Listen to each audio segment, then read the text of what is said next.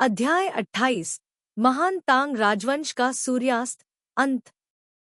चू तुओक गेट, त्रुओंगन शहर। लोगों की भीड़ शहर के गेट से प्रवेश करती और बाहर निकलती है। बूढ़े और जवान, पुरुष और महिलाएं, विद्वान, किसान, मजदूर और व्यापारी शटल की तरह गुजरे।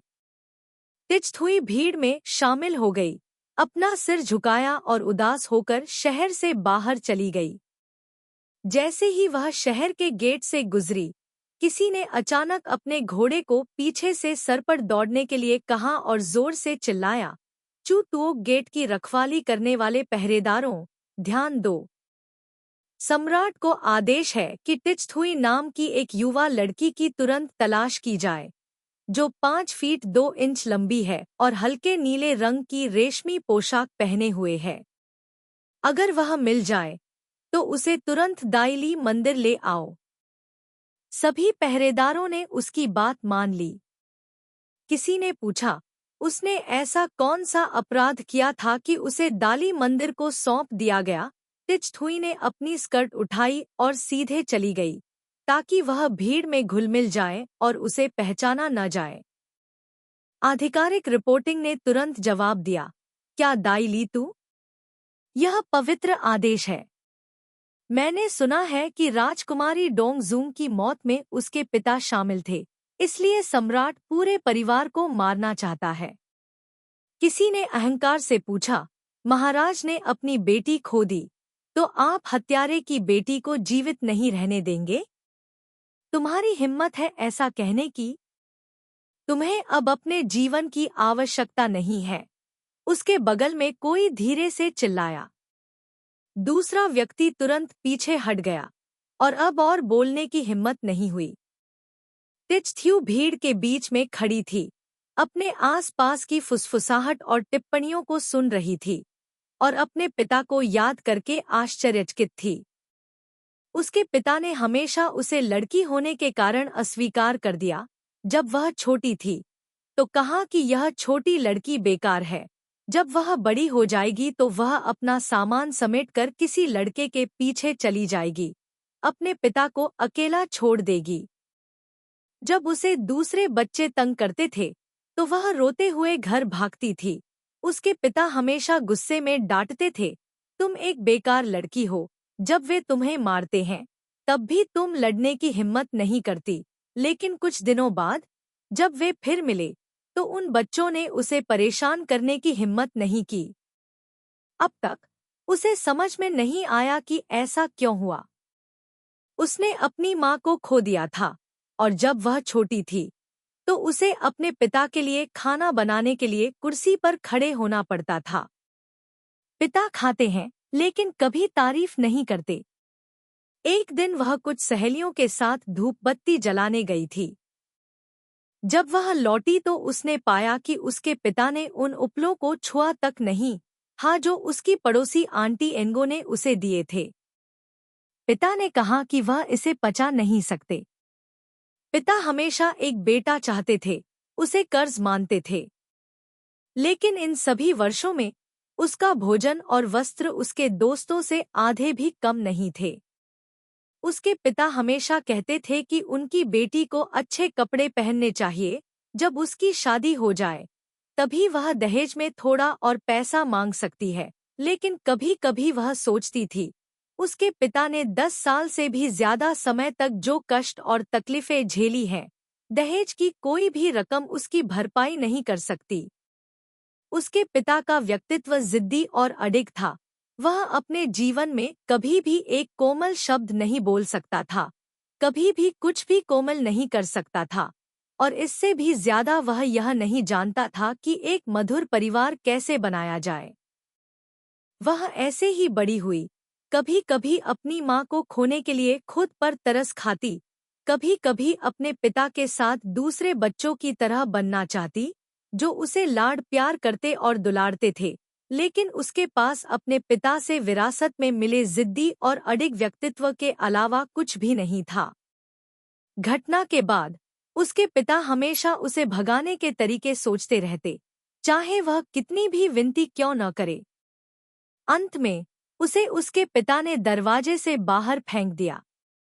लेकिन जब डोंग सुंगको ने जाओ शब्द फुसफुसाया, जैसे कि भ्रम में, उसने अचानक अपने पिता को रस्सी फेंकते समय चले जाओ कहते हुए सुना। उस समय वह इतनी पीड़ा में थी कि वह जीना नहीं चाहती थी। वह केवल यही चाहती थी कि वह अपने पिता के सामने मर जाए। लेकिन अब पीछे मुड़कर सोचने पर आंसू बहते रहे, जिन्हें रोका नहीं जा सका।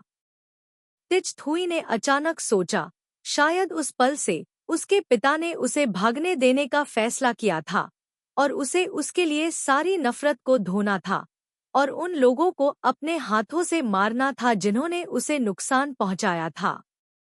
कठोर धूप के नीचे तिच थुई रोई और बिना सोचे समझे चली गई। वह नहीं जानती थी कि भविष्य उसे कहाँ ले जाएगा। वह नहीं जानती थी कि वह अपने सपनों के व्यक्ति से फिर से मिल पाएगी या नहीं, और वह नहीं जानती थी कि उसके पिता का क्या होगा। अचानक उसके पीछे हलचल हुई और शहर की रखवाली करने वाले सैनिकों का एक समूह उसकी ओर दौड़ा। नेता चिल्लाया, अरे तुम, नीली पोशाक वाले, रुको। तिच थुई को पता था कि उसे खोज लिया गया है। उसके सामने एक सुनसान मैदान था। उसके पीछे सैनिक उसका पीछा कर रहे थे। वह अकेली है। वह कितनी दूर जा सकती है? आकाश और पृथ्वी विशाल है। हृदय ठंडा है। तिच थ्यू रुक गया और धीरे से पीछे मुड़ा। तुम्हारा नाम क्या है? सैनिकों ने चिल्लाकर पूछा। तिच थुए की आंखें आंसुओं से भर गईं। वह उन्हें भयभीत होकर देखती रही, बोलने की हिम्मत नहीं जुटा पाई। उसका नाम या उपनाम चाहे जो भी हो, उसने नीली पोशाक पहनी हुई है, लगभग 17 या 18 साल की है, और वह अकेली है। बस उसे पकड़ो और हम देखेंगे। सैनिक उसे पकड़ने के लिए आगे बढ़े। तिच थ्यू ने अपनी आंखें बंद कर लीं और उसे लगा कि उसकी आंखों के सामने अंतहीन उदासी और दुख उमड़ रहा है। अंधेरा छा गया। जैसे ही सैनिकों ने उसका हाथ पकड़ा, एक कोमल और स्पष्ट आवाज गूंजी, तुमने गलत व्यक्ति को पकड़ लिया है। सभी ने अपनी नजरें आवाज की ओर घुमाईं तो देखा कि एक सुंदर युवक, जो बांस और आर्किड की तरह सुंदर था, सुनहरे भूरे रंग के घोड़े पर सवार था। उसने पतली आस्तीन वाली हल्की नीली शर्ट पहनी थी। उसके कपड़े बहुत साधारण थे और उसका घोड़ा भी बहुत साधारण था, लेकिन जैसे ही उन्होंने उसे देखा, सभी को लगा कि पूरी दुनिया उगते सूरज की तरह चमक उठी है। तिच थुई चौंक गया। यह वही था। भले ही वे केवल एक बार मिले थे, ऐसे उत्कृष्ट व्यक्ति को कौन भूल सकता है? इसके अलावा वह ट्रोंग परिवार का भी उपकार करता है। यह वही दयालु व्यक्ति था जिसने 2 दिनों तक एबाओ को राजधानी में घुमाया और आखिरकार उसे घर ले आया। अग्रणी सैनिक ने भी उसे पहचान लिया और जल्दी से हाथ जोड़कर अभिवादन किया। क्या यह मास्टर वू नहीं है? क्या आप उसे जानते हो? उसके बगल में खड़े एक सैनिक ने धीरे से पूछा, यह मार्शल आर्ट मास्टर कौन है? क्या आप पिछली बार वहां नहीं थे? यह वो तुयेन वू था, जो इंपीरियल अकादमी का छात्र था, जो एक बार क्वैक थुकफी और डोंगजूंग राजकुमारी के साथ दृश्यों का आनंद लेने के लिए बाहर गया था। जब हमने जांच के लिए गाड़ी रोकी, यदि मास्टर वू की मध्यस्थता न होती, तो शाही उपपत्नी और राजकुमारी क्रोधित हो जाती और गार्डों की पूरी टीम को दंडित कर देती। मार्च में छिंगमिंग त्योहार पर लोग अक्सर कब्रों पर जाने और वसंत का आनंद लेने के लिए बाहर जाते हैं, जिसे छिंगमिंग त्योहार कहा जाता है। हरी घास को रौंदने का मतलब है हरी घास पर पैर रखना। आ जहां तक वो तुयेन की बात है, मैंने उसके बारे में सुना है। कमांडर ने उसे घूरते हुए, अपने वाक्य के दूसरे हिस्से को रोकते हुए, फिर शांति से अपने हाथ जोड़े और वुतुयेन को सलाम किया। वुतुयेन भी अपने घोड़े से उतरा और सलामी का जवाब दिया। फिर समझाया, मैं इस लड़की को जानता हूँ। वह राजकुमारी के महल में एक नौकरानी है। अब चूंकि राजकुमारी मर चुकी है, इसलिए उसे बाहर निकाला जा रहा है। फिर वह टिचथुई की ओर मुड़ा और पूछा, भले ही आपका घर बाहरी इलाके में है, फिर भी आपको कुछ दूरी तक चलना पड़ता है। कोई आपको साथ क्यों नहीं ले गया? उसकी साफ आंखों में देखते हुए टिचथुई को अचानक समझ आ गया कि वह उसे बचा रहा है। न जाने उसे हिम्मत कहाँ से मिली। वह हकलाते हुए बोली, अच्छा, यह सही है। अब राजकुमारी मर चुकी है, महल में अराजकता है, हम मुझे ले जाने के लिए कोई कहाँ से ला सकते हैं? मैं भी रास्ते में हूँ, चलो मैं तुम्हें छोड़ देता हूँ। उसने सैनिकों को अलविदा कहने के लिए अपने हाथ जोड़े और उसे घोड़े पर चढ़ने का संकेत दिया। नेता अभी भी हिचकिचा रहा था। वो होक चिन्हा, यह मामला क्या हुआ? कैप्टन ट्रा को चिंता है कि घोड़ा 2 लोगों को नहीं ले जा सकता। क्या आप मुझे घोड़ा उधार देंगे? वो तुयेन मुस्कुराया और कहा, हालांकि इस बार मैं थान डो वापस जा रहा हूँ। मैं उधार लिया गया घोड़ा वापस नहीं कर सकता। उनकी मुस्कान सूर्य की तरह चमकदार थी, इतनी पवित्र कि लोगों को अपनी गंदगी पर शर्म आ जाती थी। सेनापति को अचानक अपने आप पर संदेह हुआ और उसने तुरंत हंसते हुए उत्तर दिया, हेडमास्टर वू के। ओह! राजकुमारी के महल के साथ घनिष्ठ संबंध हैं। हेडमास्टर ने कहा कि यह बिल्कुल ठीक है, लेकिन घोड़ा उधार लेना मना है। हमारे सभी घोड़ों पर मिलिट्री हॉर्स डिपार्टमेंट का गर्म लोहे का निशान है। अगर मैं उन्हें आपको उधार देने की हिम्मत भी करूं, तो मास्टर वो उन पर सवारी करने की हिम्मत नहीं करेंगे। हाँ हाँ, वो तुयेन मुस्कुराया और घोड़े की गर्दन थपथपाई। ऐसी स्थिति में मैं विदा लेता हूँ। टिचथुई अपने घोड़े पर सवार हो गई और करीब 1 मील तक घोड़े पर सवार रहने के बाद उसे सैनिक दिखाई नहीं दिए। तभी उसे एहसास हुआ कि उसका पूरा शरीर ठंडे पसीने से लथपथ था और उसकी पीठ भीग गई थी। जब वे नदी के किनारे पहुंचे, तो उन्होंने देखा कि कुछ लोग नाव पर सामान लादकर ले जा रहे थे। वो तुयेन ने अपने घोड़े की लगाम कसी और पूछा, तुम आगे क्या करने की योजना बना रही हो? टिचथुई दंग रह गई, फिर चुपचाप अपना सिर हिलाया। उसने तुरंत उसे घोड़े से उतरने का इशारा किया, फिर अपने बैग से 2 क्वान पैसे और कपड़ों का एक सेट निकाला और निर्देश दिया, पहले उन्हें पहन लो, वैसे भी अब यह नीली पोशाक मत पहनना। मेरे पास ज्यादा पैसे नहीं हैं, मैं उसे तुम्हारे लिए आधा आधा बांट लूंगा। अगर तुम मेरे साथ चलोगी तो अधिकारियों को तुम्हें ढूंढना आसान हो जाएगा। तुम इस नाव पर क्यों नहीं चढ़ जाती और जहां भी जाना हो वहां चली जाती हो? टिचथुई झिझकी। फिर उसने उसे अपने सामने कपड़े और पैसों की माला बढ़ाते हुए देखा, इसलिए उसने शर्माते हुए उन्हें स्वीकार कर लिया और धीरे से कहा, धन्यवाद दानदाता। वो तुयेन ने और कुछ नहीं कहा, बल्कि अपना बैग पैक करने के लिए मुड़ा और घोड़े पर कूद पड़ा। सड़क पर सावधान रहना, मैं तुम्हें विदा देता हूँ। टिचथुई ने कपड़ों के बंडल को गले लगाया और नदी के किनारे खड़ी हो गई, उसकी आकृति को धीरे धीरे दूर जाते हुए देखती रही। वह खुद को रोक नहीं पाई और पूछ बैठी, दाता, क्या मैं पूछ सकती हूँ, आपने मुझे क्यों बचाया? वो तुयेन ने अपने घोड़े की लगाम खींची और उसकी ओर देखा। उसकी चमकीली आंखें चिंता और अनुपस्थित मन से भरी हुई थी।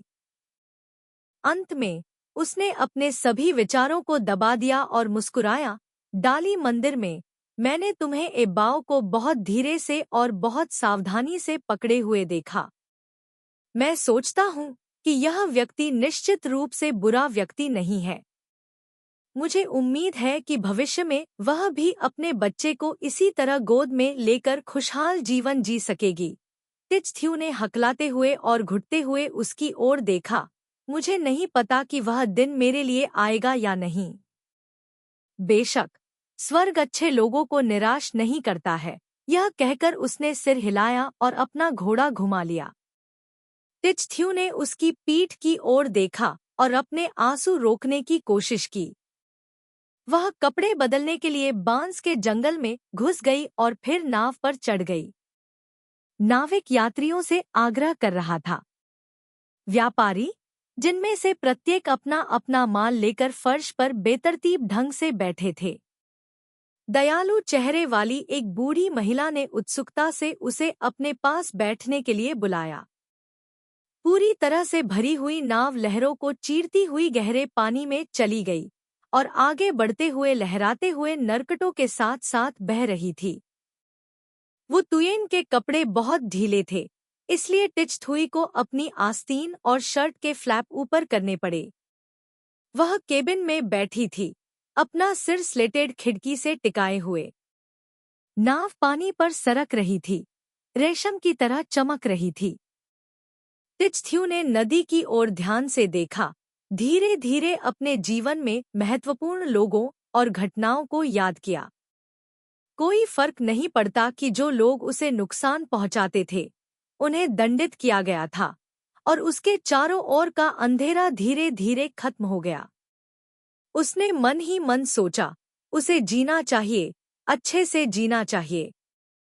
ट्रोंग निहिका के लिए, अपने पिता के लिए।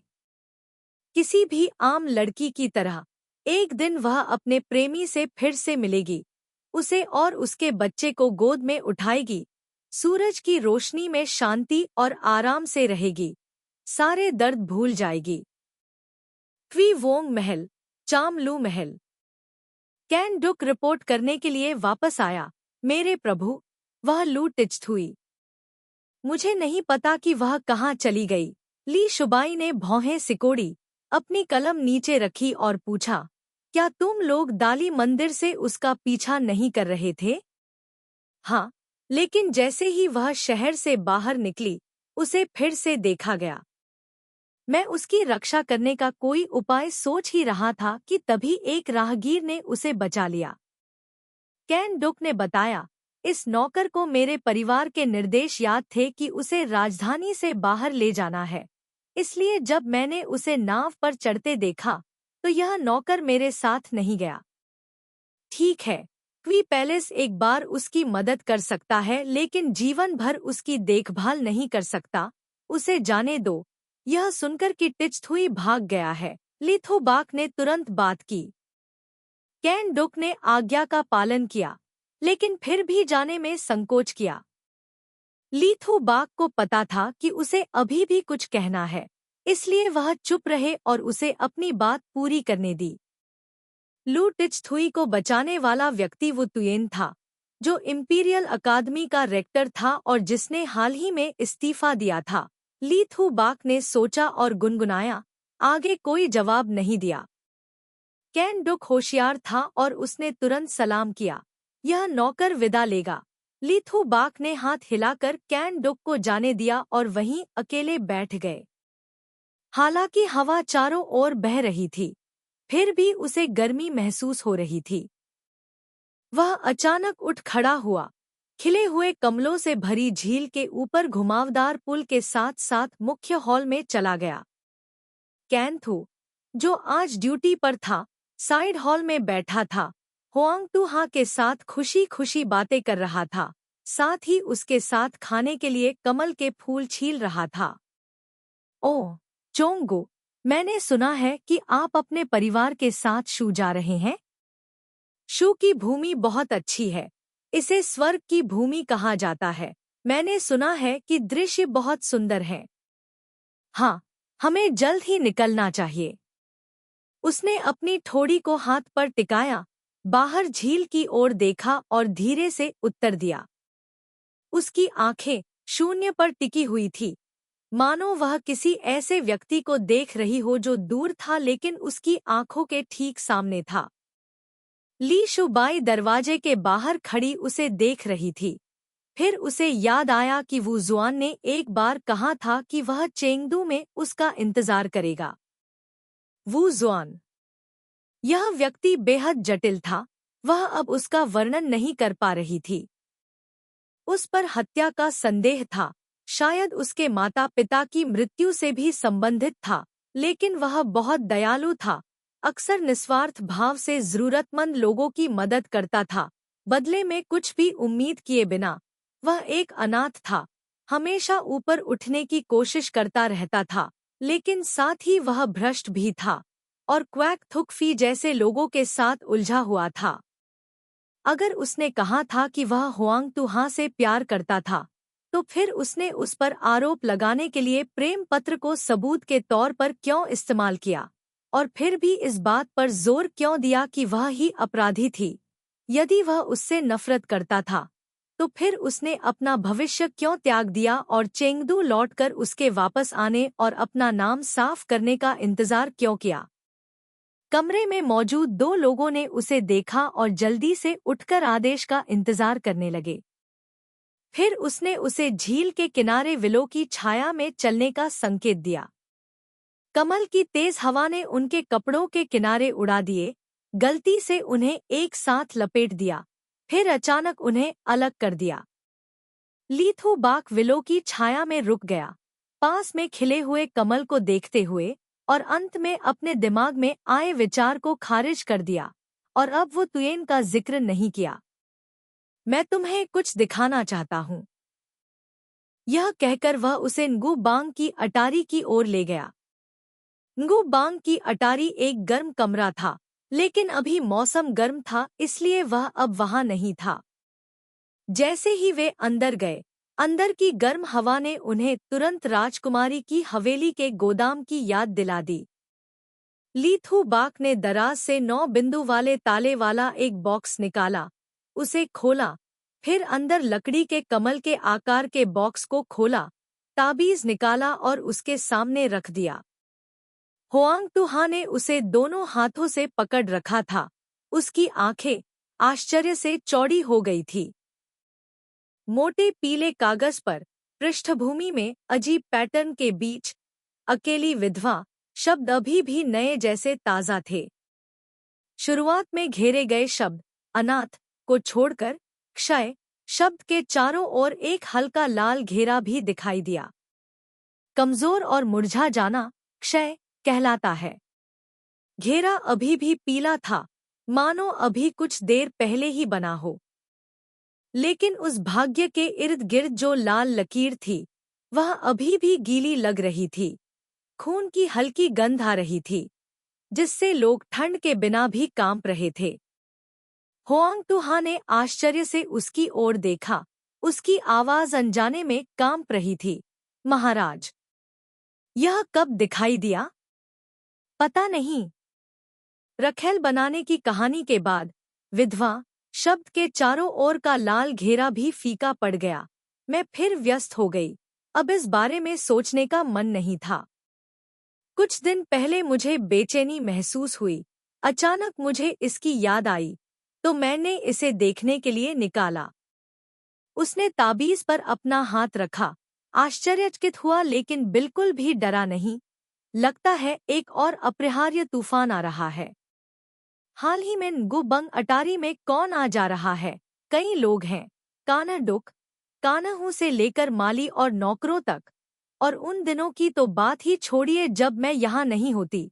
अगर कोई गश्त करने वाले गार्डों के जाने का इंतजार करता है और चुपके से अंदर घुस जाता है, तो उसे नियंत्रित करना और भी असंभव हो जाता है। लीथू बाक ने भौहें सिकोड़ते हुए कहा, संदिग्धों का दायरा बहुत व्यापक है, हम प्रत्येक व्यक्ति की जांच नहीं कर सकते। हाँ, कोई दूसरा महत्वपूर्ण बिंदु ढूंढना सबसे अच्छा है। राजकुमार हा ने सिर हिलाया। जब तक मैं चेंगदू से वापस नहीं आ जाता तब तक प्रतीक्षा करो, फिर हम देखेंगे। फिर उसने ताबीज को वापस बक्से में रख दिया। वैसे भी इससे बचने का कोई तरीका नहीं था, इसलिए मुझे इसे एक तरफ रखना पड़ा। हुआंग तुहा ने बॉक्स को देखते हुए भौहें सिकोड़ी। वास्तव में पहले तो मुझे लगा कि हत्यारे का 9 अंगूठी वाला हेयरपिन चुराने का तरीका इस ताबीज पर गोल छल्ले दिखाई देने और गायब होने के तरीके जैसा ही था। मैंने इसे हमेशा व्यक्तिगत रूप से लिया है और अपने पास रखा है, इसे कभी किसी को नहीं दिया है। हुआंग तुहा ने सिर हिलाया। हाँ, तो अब तक मुझे अभी भी नहीं पता कि यह किसने किया और उसने यह कैसे किया। उन्होंने मुझे चेतावनी दी है, इसलिए मैं इसका सामना करने के लिए तैयार हूँ। ली शुबाई की अभिव्यक्ति ठंडी और शांत हो गई। मैं भी देखना चाहता हूँ कि क्या भाग्य इस कागज के टुकड़े पर लिखा है या मैं इसे अपने हाथों में पकड़ता हूँ। राजकुमार हा ने उसकी ओर प्रशंसा भरी नजरों से देखा। ली शुबाई ने सूरज की ओर पीठ कर ली। उसके सामने वह ताबीज था जो उसके भाग्य को दर्शाता था, लेकिन वह अभी भी लंबा और सीधा खड़ा था, एक जेड पर्वत की तरह जो 1000 साल से खड़ा था, रोशनी से जगमगा रहा था, जिसे करीब से देखना असंभव था और कभी भी डगमगाता नहीं था। अंत में उसने धीरे से कहा, जिया को अभी भी सावधान रहना चाहिए। उन्होंने सिर हिलाया, बॉक्स को कैबिनेट में रखा और सुविधाजनक ढंग से ट्रुओंग परिवार की पेंटिंग को देखने के लिए बाहर निकाला। इसके अलावा मुझे लगता है कि इस पेंटिंग का सही अर्थ मरने के 3 तरीकों का चित्रण नहीं है। हाँ, हमने इसे अभी बनाया है। होआंग तू हा ने आह भरते हुए कहा, किसने सोचा होगा कि बूढ़ा लू वहां से किसी को मारने का विचार लेकर आएगा। इस मामले को दिवंगत सम्राट की वसीयत से जोड़कर जनता की राय को धोखा देने के लिए एक धुआंधार आवरण तैयार करेगा। कुछ मायनों में वह सचमुच लोगों को अपनी प्रशंसा करने पर मजबूर कर देता है। ली थू बाक उसे बाहर ले गए। फिर अचानक कुछ याद आया और जल्दी से कहा, वहाँ एक और व्यक्ति है जो बहुत सराहनीय है। रानी महल में लौट आई है। राजकुमार हाँ आश्चर्यचकित हुए और बोले, रानी ने इतनी जल्दी काम किया। दरबार के अंदर और बाहर दोनों ही लोग कंसोर गो से असंतुष्ट थे। इसके अलावा अब कंसोर शू की एकमात्र सहारा राजकुमारी डोंगचांग का निधन हो गया था, तो वह महारानी को रोकने के लिए क्या कर सकती थी। इसके अलावा वह पीछे मुड़ा और उसे अर्थपूर्ण ढंग से देखने लगा। इस बार यह कंसर्ट गो थी जिसने सम्राट से महारानी को महल में वापस जाने की अनुमति देने के लिए कहा था। कारण बेशक महारानी द्वारा उपपत्नी को धमकाना था।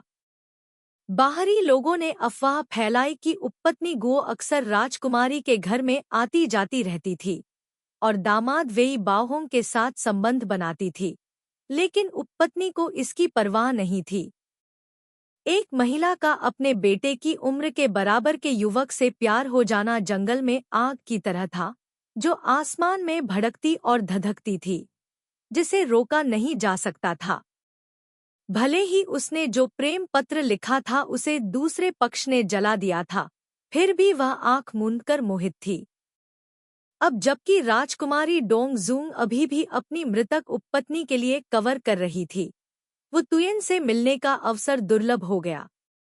जो प्यार अभी तक प्रकट नहीं हुआ था, वह अचानक खत्म हो चुका था। अब से यह दोनों लोगों के दिलों में गहराई से दफन हो जाएगा। कविता की केवल एक आखिरी पंक्ति बची थी, जो रखेल के गले में फंदा बन गई, जो उसे किसी भी क्षण रसातल में खींच सकती थी। रखेल कभी भी रानी वुओंग के लिए हर तरह से मुकाबला नहीं कर पाएगी। रानी का महल में लौटना भी अच्छी बात है। डोंग जूंग की कब्र पिछले कुछ दिनों से नियमों के विरुद्ध जा रही है और दरबार में अराजकता का कारण बन रही है। मेरे पास इसके बारे में पूछने का समय नहीं है, लेकिन मुझे आश्चर्य है कि क्या रानी जो अभी अभी महल में लौटी है, इस मामले को दबा पाएगी। राजकुमार हा ने आश्चर्य से पूछा, क्या आप स्वतंत्र नहीं हैं? उसकी धारणा के अनुसार उसके पास अपना क्लोन बनाने की क्षमता थी, तो फिर उसके पास इस काम के लिए समय क्यों नहीं था। ली थू बाक ने उसकी ओर देखा, उसकी आंखें गहरी थी। बेशक मैं भी नहीं पूछना चाहता। कभी कभी मैं सोचता हूँ कि जब मेरे प्रिय व्यक्ति के साथ कुछ घटित होता है, तो चाहे वह कोई सामान्य व्यक्ति हो या कोई राजा, वह स्वयं पर नियंत्रण नहीं रख पाता और ऐसी चीजें कर बैठता है जिन्हें रोका नहीं जा सकता। इसलिए सम्राट ने अपने दरबारियों की सलाह को नजरअंदाज कर दिया और अपनी बेटी के लिए एक शानदार मकबरा बनवाने पर जोर दिया और अपनी संवेदना दिखाने के लिए एक भव्य अंतिम संस्कार किया। इसलिए लू जियुआन जैसे जिद्दी व्यक्ति ने अपनी बेटी को नुकसान पहुंचाने वालों को दंडित करने की योजना बनाने में अपनी सारी ऊर्जा खर्च कर दी। भले ही उसे अंग भंग की सजा भुगतनी पड़े, उसने संकोच नहीं किया। हालांकि एक राजकुमारी जिसे एक रत्न की तरह संजोया गया था, लेकिन उसे वह नहीं मिल सका जो वह चाहती थी, और एक आम लड़की जो दुर्भाग्य से एक दुर्घटना का शिकार हो गई, लेकिन कोई था जो उसकी रक्षा के लिए सब कुछ दांव पर लगाने को तैयार था। अंत में कौन अधिक खुश था? मुझे नहीं पता कि भविष्य में मेरी बेटी होगी या नहीं, और अगर होगी तो वह कैसी होगी। ली थू बाक ने हवा में लहराते कमल के फूलों को देखा और अचानक ध्यान भटकाते हुए कहा। होआंग तुहा ने धीरे से उत्तर दिया, दुनिया में बहुत से लोग हैं जो अपनी बेटियों से प्यार करते हैं। निश्चित रूप से महामहिम भी सोचते हैं कि अगर वह अपनी बेटी के सामने सभी बेहतरीन चीजें रखते हैं तो राजकुमारी डोंगजूंग के पास दुनिया में सबसे खुशहाल और सबसे संतुष्ट जीवन होगा। दुर्भाग्य से महामहिम गलत है। ली थू बाक ने विचारमग्न होकर सिर हिलाया। हर कोई कहता है कि सम्राट राजकुमारी डोंगजूंग को खजाने की तरह संजोता है। राजकुमारी के जीवन में किसी चीज की कमी नहीं है, लेकिन क्या किसी ने राजकुमारी के जीवन में अंतराल देखा है? उसके पिता उससे बहुत प्यार करते थे, लेकिन उन्हें नहीं पता था कि वह क्या चाहती है। जब वह छोटी थी तो टूटे हुए चीनी मिट्टी के टुकड़े से उसका हाथ कट गया था और तब से उसके पास कभी कोई खिलौना नहीं रहा। उसके पिता ने उसे अनगिनत गहने दिए, लेकिन फिर उसके बचपन की खुशियां छीन ली। उसकी माँ ने अपने करियर को आगे बढ़ाने के लिए उसे मोहरे की तरह इस्तेमाल किया, यहाँ तक कि बेतुकी चीजें भी की और उसे बलि का बकरा बनाया। अपने और वुतुएन के बीच चौंकाने वाला रहस्य छिपाया। लेकिन उसके मरने के बाद उसकी माँ की पहली चिंता रहस्य की रक्षा के लिए उसके आसपास के सभी लोगों को मारना था। कोर्ट पर उत्साही आदमी की मुस्कुराहट के कारण उसने उसे अपने पति के रूप में चुना, लेकिन किसने सोचा होगा कि वह न केवल उसके द्वारा लाई गई शक्ति के लिए लालची था, बल्कि हर तरह से उससे कमतर व्यक्ति के प्रति मोहित भी था। राजकुमारी कियान गुआनशुओ से मिलती रही क्योंकि उसने कभी सामान्य जीवन का अनुभव नहीं किया था। शायद केवल उसी से राजकुमारी को वह सरल खुशी मिल सकती है जो उसे फिर कभी नहीं मिलेगी। चीनी मिट्टी के बने कुत्ते को अन्य लोगों ने बहुत पहले ही भुला दिया था, वह जीवन जिसे उसने कभी अनुभव नहीं किया था और वह सरल पिता पुत्री प्रेम जिसका उसने कभी आनंद नहीं उठाया था। राजकुमारी को उसकी याद आती रहती थी और वह बार बार गुप्त रूप से टिएन क्वान सच से मिलने के लिए समय तय करती थी, क्योंकि उसके पूरे जीवन में उसके पास कभी भी वे चीजें नहीं थी। किसी ने भी सोने के महल में फंसी राजकुमारी के उजाड़ दिल को नहीं देखा। यह देखकर कि वह दुखी थी, उसके पिता ने उसे अनगिनत खजाने दिए, लेकिन वह केवल सड़क पर बिकने वाला एक चीनी मिट्टी का कुत्ता चाहती थी। ली शुबाई लंबे समय तक चुप रही, फिर अचानक आहें भरते हुए बोली, मुझे आश्चर्य है कि मैं भविष्य में किस तरह का पिता बनूंगा। यह सबसे अच्छा है। सम्राट की तरह न बने, जो अपनी बेटी से बहुत प्यार करता है, लेकिन यह नहीं जानता कि वह वास्तव में क्या चाहती है। लू चीन-गुएन की तरह जिद्दी मत बनो, जो अपनी भावनाओं को व्यक्त करना नहीं जानता। वह सोचता है कि अगर कोई आदमी कोमल है तो वह अपना मान खो देगा, इसलिए वह हमेशा असभ्य और कठोर व्यवहार करता है, जिससे लड़कियों को ठेस पहुंचती है। टिएन क्वान साच की तरह मत बनो, जब समय कठिन था तो उसने अपनी बेटी को छोड़ दिया, और जब चीजें बेहतर हो गईं तो वापस आ गया, यह सोचकर कि वे अभी भी अपनी पुरानी भावनाओं को फिर से जगा सकते हैं। लेकिन उसने यह नहीं देखा कि दोनों पक्षों के बीच दरार इतनी गहरी थी कि उसे सुधारना मुश्किल था। ली थू बाक ने पूछा, तो आपके अनुसार एक अच्छा पिता कौन होता है? होआंग तुहा चुप हो गया।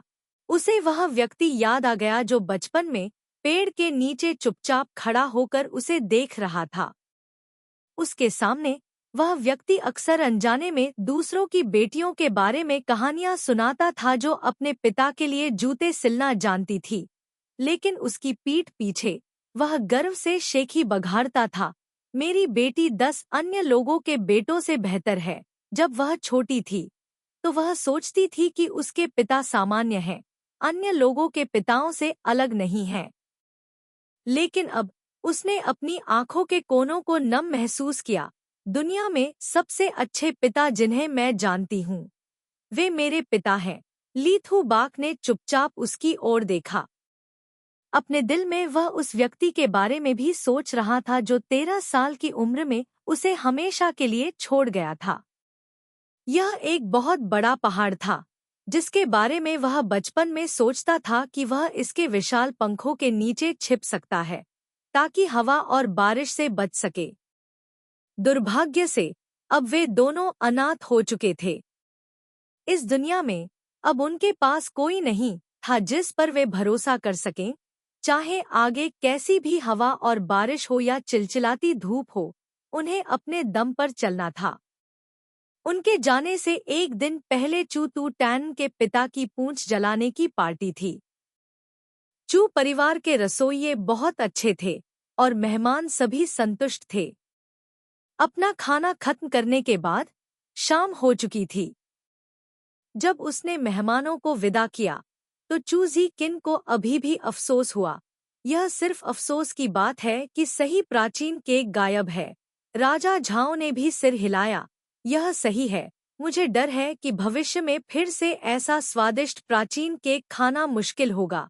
राजा नगाक ली नुआन उनके पीछे सीढ़ियों से नीचे उतरे।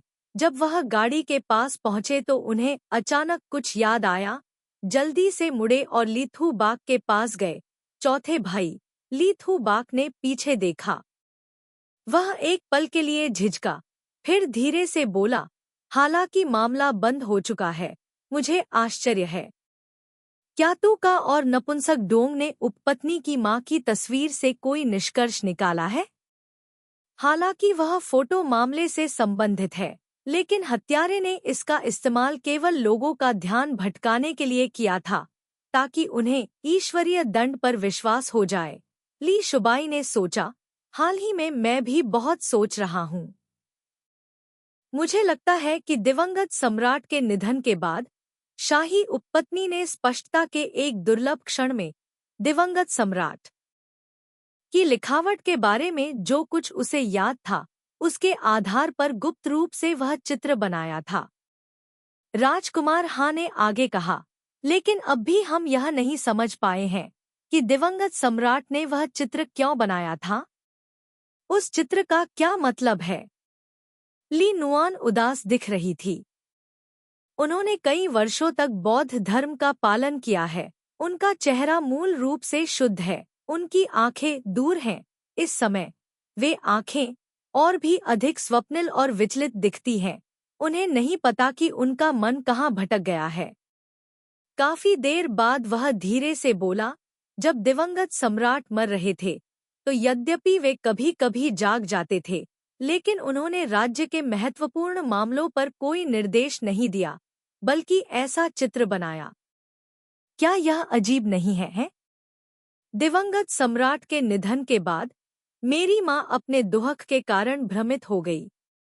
जब वह होश में आई तो उसने दिवंगत सम्राट द्वारा मुझे दी गई अंतिम वसीयत की एक प्रति बनाई। मुझे लगता है कि वह चित्र बहुत महत्वपूर्ण होना चाहिए। शायद इसमें एक रहस्य है जो पूरे तांग राजवंश और ली शाही परिवार का भविष्य तय करेगा।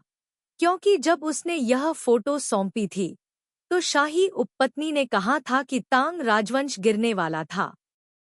देश बदल गया है। उस समय शाही उपपत्नी ने भी उससे कहा, नुहुआन नहीं को याद रखना चाहिए, क्वी वोंग के करीब मत रहो।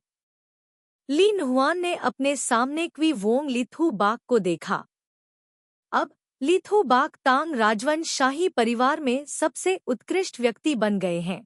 दरबार के स्तंभ, ली परिवार की विरासत को संभालने वाले एकमात्र व्यक्ति। उसकी जैविक मां ने उसे क्वी के राजकुमार से ज्यादा संपर्क रखने से क्यों रोका? क्या उसकी सांस भ्रमित और विचलित थी, या क्या वह कोई भयानक सच्चाई जानती थी और उसे बता रही थी? स्वर्गीय सम्राट के निधन के तुरंत बाद महारानी विधवा रात में पागल हो गई। क्या यह अत्यधिक दुख के कारण था, या फिर कोई ऐसी भयावह स्थिति थी जिसका उसे अभी तक अंदाजा नहीं था? ली नुआन ने आगे सोचने की हिम्मत नहीं की, थोड़ी देर के लिए अनुपस्थित हो गया। लिथु बाग को अलविदा कहने वाला था जब चू तुतान ने मेहमानों को विदा करना समाप्त किया और चला गया। महाराज सुंग को अभी प्राचीन केक का जिक्र करते हुए मुझे फिर से कुछ याद आया। दूसरे भाई झांग ने लेफ्ट जिनवू गार्ड में अपनी नौकरी छोड़ दी। क्या आपको पता था? राजकुमार हां ने आश्चर्य से पूछा। क्यों? ओह, मेरे पीछे पश्चिमी बाजार तक आओ और तुम देखोगे।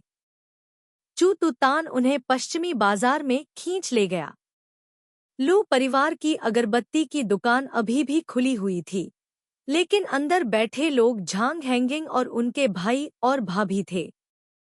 उन्हें देखकर झांग हैंगिंग जल्दी से उठ खड़ा हुआ और सबसे पहले ली शुबाई को सलाम किया। ली शुबाई ने सिर हिलाकर इशारा किया कि शर्तें जरूरी नहीं हैं। फिर इधर उधर देखा और पूछा, क्या आप इस दुकान को संभालने जा रहे हैं? त्रुओंग हंग आने ने सिर हिलाया, फिर अपना सिर हिलाया। कल खजाना मेरे घर आया था, मुझे अभी पता चला। यह दुकान मूल रूप से बूढ़े लू द्वारा किराए पर ली गई थी, और उसने अपनी सारी बचत इस महीने की शुरुआत में इसे वापस खरीदने के लिए खर्च कर दी थी। स्थानीय सुरक्षा बल। हुआंग जीहे ने शेल्फ पर ड्रैगन और फीनिक्स मोमबत्तियों की जोड़ी को देखा और बोल पड़ा। दूसरे भाई झांग, बूढ़े लू ने कहा था कि वह इन मोमबत्तियों को पहले नहीं बेचेगा। मुझे लगता है भविष्य में जब एदी और मैं शादी करेंगे, यह उपयोगी हो सकता है। त्रुओंग हंग आन्ह ने धीरे से उत्तर दिया।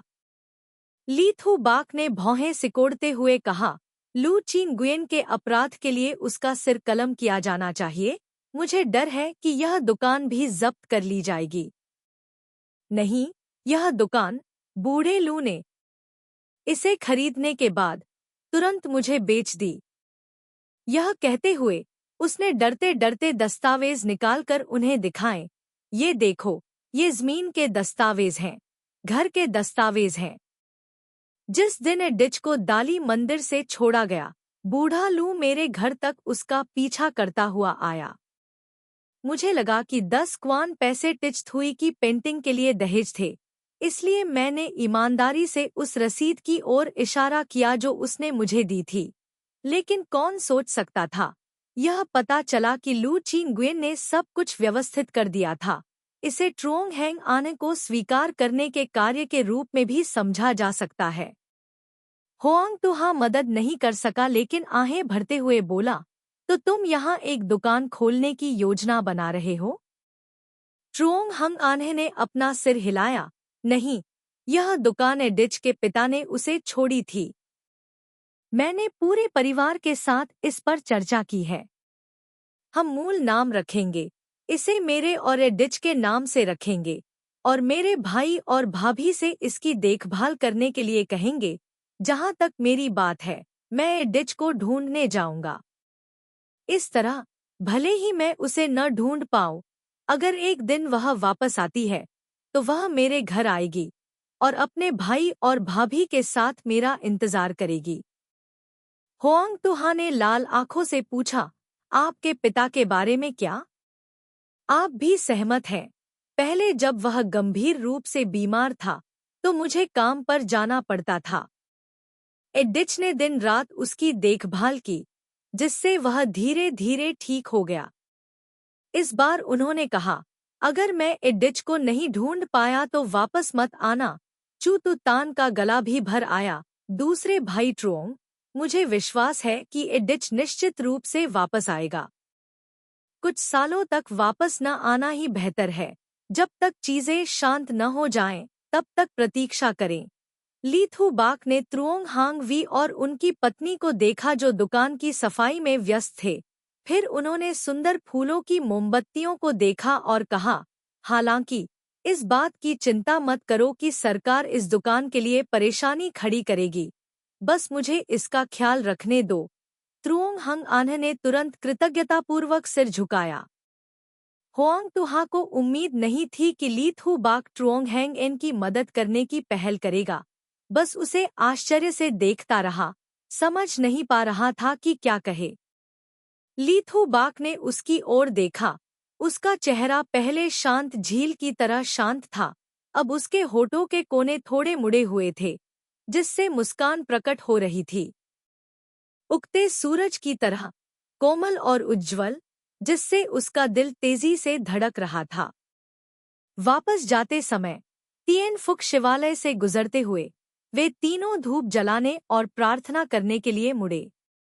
इस बार जब मैं थुक लौटूंगा तो मैं प्रार्थना करूंगा कि बुद्ध मुझे रास्ते में शांति प्रदान करें और सब कुछ योजना के अनुसार हो। मैं प्रार्थना करता हूँ कि आप जल्द ही अपराधी को पकड़ेंगे और परिवार की आत्मा को शांति देंगे। हुआंग जीहे ने बुद्ध वेदी के सामने प्रार्थना में अपने हाथ जोड़े। धूप की सुगंध से उसका चेहरा धुंधला हो गया, जैसे कि एक चपरासी के चारों ओर धुंध घूम रही हो, धुंधला और भ्रामक। झोउ जी किन ने अपना सिर झुकाया और उसे देखा, स्तब्ध, फिर चुपचाप कुछ कदम पीछे हट गया। ली शुबाई के पास आया और धीरे से पूछा, महाराज, क्या आपने देखा? ली शुबाई दूर से हुआंग जीहे को देख रहा था और उदासीनता से पूछा, क्या? हालांकि डुओंग सुंग को एक हिजड़ा है, लेकिन वह एक लड़की से भी अधिक सुंदर है। मुझे बताओ, अगर उसका बधियाकरण नहीं किया गया होता तो वह अब कैसा होता? ली थू बाक एक क्षण के लिए स्तब्ध रह गए, फिर शांति से दूसरी ओर देखने लगे। शायद लंबे, गहरे रंग के, चौड़े कंधे वाले, मजबूत और खुरदुरे चेहरे वाले चू तुतान ने जल्दी से क्वी वोंग के शब्दों के अनुसार डुओंग सुंग को के कंकाल और उपस्थिति की कल्पना की, फिर अफसोस के साथ टिप्पणी की, इसे भूल जाओ, इसे ऐसे ही छोड़ देना बेहतर है। जब वे जा रहे थे तो उन्होंने देखा कि भिक्षुओं का एक समूह रस्सियों का उपयोग करके ग्रेट हीरो हॉल के सामने खड़ी दो बड़ी मोमबत्तियां नीचे खींच रहा है। चू तुतान दौड़कर आया और पूछा, क्या आपको डर है कि धूप और बारिश उन्हें खराब कर देगी, इसलिए आप मोमबत्तियां उतारकर उन्हें भंडारण में रखने की योजना बना रहे हैं? सभी भिक्षु पसीने से लथपथ थे। वे उत्सुकता से रस्सी को खींच रहे थे और छोड़ रहे थे तथा गुस्से से कह रहे थे, इसे भंडारण में रखने का समय किसके पास है? मैंने सुना है कि इन मोमबत्तियों को बनाने वाला कारीगर पागलों की तरह लोगों को मारता है। यहाँ तक कि राजकुमारी डोंग जूंग की मौत भी उसके हाथों हुई थी।